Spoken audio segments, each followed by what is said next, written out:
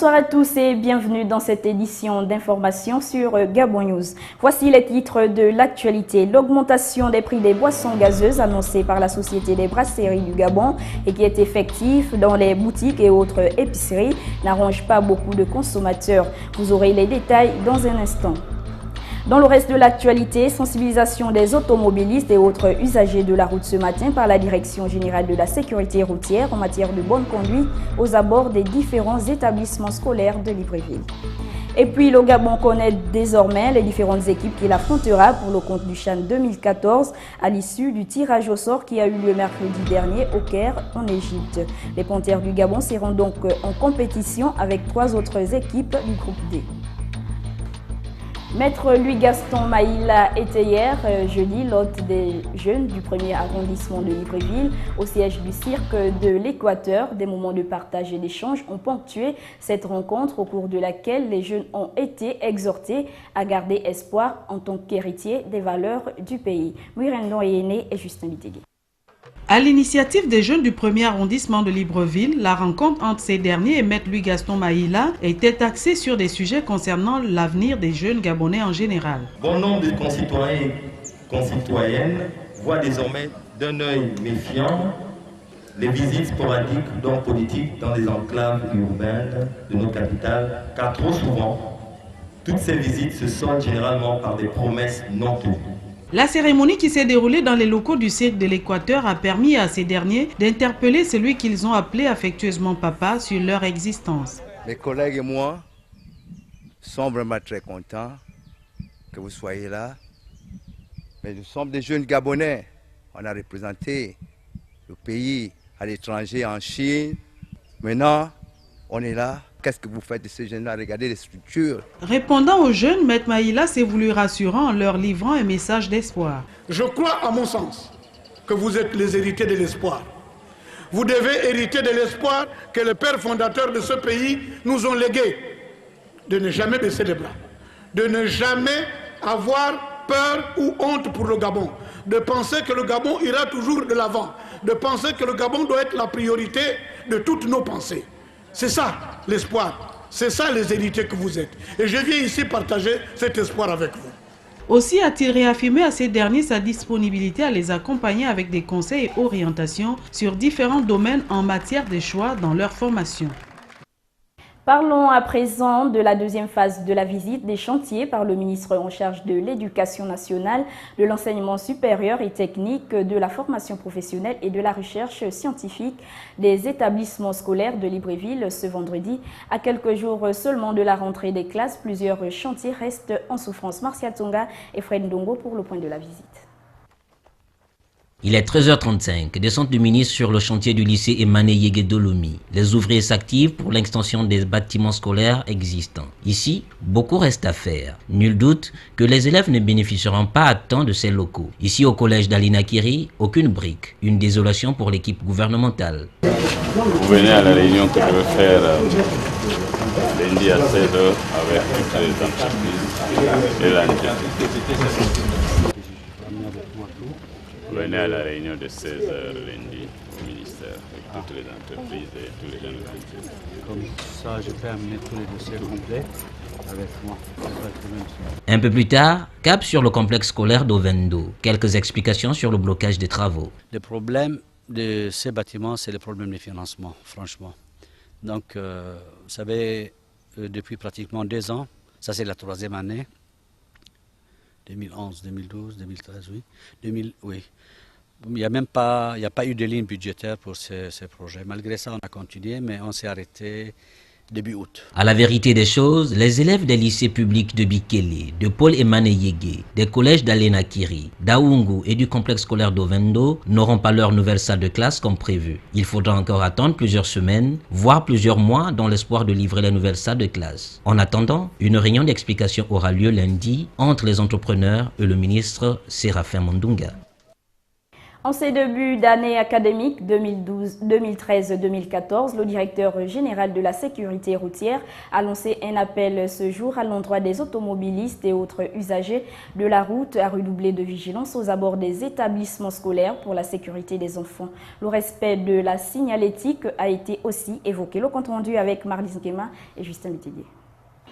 C'est dans le souci de prévenir les accidents de la route que le directeur général de la sécurité routière invite les automobilistes à la prudence devant les établissements scolaires et à la vigilance des élèves quant aux dangers de la route. Il est pour moi un devoir en tant que directeur général de la sécurité routière d'attirer l'attention des élèves, enseignants, parents d'élèves, automobilistes et pouvoirs publics sur la nécessité que revêt la prise de conscience collective pour que le chemin de l'école devienne de moins en moins meurtrier.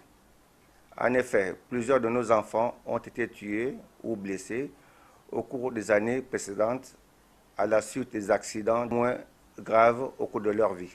Le respect des panneaux signalétiques n'est pas en reste. Messieurs les automobilistes, la réglementation routière prévoit une limitation de vitesse de l'ordre de 40 km/h et même moins aux entrées et sorties des zones scolaires, dans l'optique de diminuer les risques d'accident.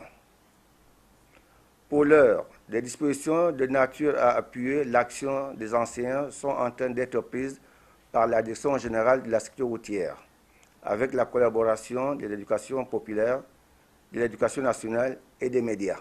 Sur le terrain, on constate une absence de passage pour piétons et autres signalétiques aux abords de certains établissements comme Montfort ou Bessieux. La campagne de sensibilisation devrait emboîter le pas à la pose de panneaux de signalisation avant la rentrée des classes. Par ailleurs, la Direction générale de la sécurité routière a procédé ce vendredi au lancement de la campagne de sensibilisation des piétons et autres usagers de la route sur la nécessité du respect des consignes liées à la traversée de la chaussée et l'importance des passages cloutés. Les détails dans ce reportage de Philippe Oyaga et Justin Métédier. Quelques scènes de simulation de la traversée de la chaussée assorties de conseils, voilà qui pourrait amener les piétons à mieux se comporter avant chaque traversée. La sécurité routière demeure une priorité pour le gouvernement suite à l'insécurité routière grandissante observée ces derniers temps dans notre pays. La sécurité routière est un problème de société qui ne peut être abordé sans le concours et la collaboration des secteurs multisectoriels qui se sentent concernés par les conséquences humaines et économiques des accidents de la circulation. Bien, s'agissant de la traversée de la chaussée, il est vrai que le piéton a des droits à plus de sécurité dans son déplacement, mais il lui est aussi demandé prudence, connaissance des règles de sécurité en toutes circonstances dès qu'il met pied dans la rue. C'est donc une campagne de sensibilisation qui a vu le directeur de la prévention et du contrôle routier descendre sur le terrain afin d'édifier les usagers de la route sur les dangers liés au non-respect de certaines normes du code de la route, la signalisation notamment. Voilà une initiative qui vient à point nommé en cette période de rentrée des classes. Et puis l'annonce faite par la Société de brasserie du Gabon, parue dans le journal officiel, faisant état de l'augmentation des prix de certaines boissons gazeuses est déjà effective sur le terrain. Mais certains consommateurs, en se rendant chez le boutiquier, sont surpris de voir ces prix augmenter. Compte rendu de Sabrina Polo et Justin Bitégué. La mesure est effective, les prix de boissons gazeuses ont grimpé. Seulement, la majorité de consommateurs restent encore ignorantes des véritables causes de cette nouvelle grille de prix. On a l'impression qu'on se lève un matin, on décide des prix, par exemple sur les jus. Vous arrivez un matin, on vous dit que le jus qui coûtait 500 francs coûte maintenant 600 francs, 650. Et puis quand vous regardez, c'est des prix homologués par, comment on appelle ça, la DCG ou bien c'est la Direction générale du commerce et de la concurrence. Finalement, on ne comprend plus à quel sens se vouer. Ainsi, le petit jus qui était à 500 est désormais à 600 et celui qui coûtait 600 est passé à 700 francs. Voilà une décision qui crée une polémique entre les épiciers et les consommateurs mal informés. Les gens qui nous livraient le jus là, ils sont venus, ils ont donné un papier, dit qu'on a monté le jus. Bon, depuis on a commencé, tous les clients, ils sont en train de bouder. Bon, franchement, ça ne peut pas nous arranger. Si on trouve une solution. À ce jour, juste les attestations et la grille des prix sont disponibles, quand bien même les consommateurs voudraient en savoir un peu plus sur les motivations d'une telle augmentation qui va encore affecter le porte-monnaie du consommateur. Et pour terminer, c'est à l'issue du tirage au sort du mercredi dernier au Caire en Égypte que le Gabon a pu connaître les challengers figurant dans sa poule pour le prochain championnat d'Afrique des Nations. Un groupe qui semble être à la portée des Panthères du Gabon, Philippe Oyaga et Justin Bitigué. Le Gabon devra faire ses preuves dans le groupe D, poule dans laquelle sont logés de nouveaux venus à cette compétition, le Burundi et la Mauritanie, et la République démocratique du Congo, habituée des phases finales de ce genre de compétition. Si cette dernière fait déjà figure de favori, il n'en demeure pas moins qu'aux yeux de plusieurs analystes, le Gabon a toutes ses chances de tirer son épingle du jeu. Je pense que dans ce groupe, la RDC très logiquement se détache comme le favori, puisqu'ayant déjà remporté une des éditions de ce CHAN. Et puis qu'après, dans les trois équipes, il y a une place à prendre. Parce que je crois que le Burundi, le Gabon et la Mauritanie, à mon avis, sont de même niveau. Et que, après la RDC, un de ces pays, dont notamment le Gabon qui nous intéresse, a toutes ses chances. Ici, la préparation des Panthères est conditionnée par la reprise du championnat national de football. Il est impératif que notre championnat, puisqu'il s'agit des joueurs locaux, reprenne. Parce que la RDC, dont les équipes phares, notamment le tout-puissant Mazembe, est en Champions League. Le Burundi, je ne sais pas si leur championnat a repris. Mais en ne s'occupant que de nous-mêmes, il est déjà important que notre championnat reprenne pour donner les éléments à nos joueurs de pouvoir se battre à armes égales avec leurs adversaires. Je crois que ça, c'est déjà le plus important qu'il faut arriver à faire le plus rapidement possible. À seulement quelques mois du démarrage du championnat d'Afrique des Nations, la Fédération gabonaise de football devra donc activer tous les leviers dont elle dispose afin de permettre à l'équipe nationale de préparer cette compétition dans les meilleures conditions. Voilà, c'est la fin de cette édition d'information. Merci pour votre fidélité. L'actualité se poursuit sur www.gabonnews.com. C'est avec un gros sourire et un réel plaisir. Au revoir et à très bientôt sur Gabon.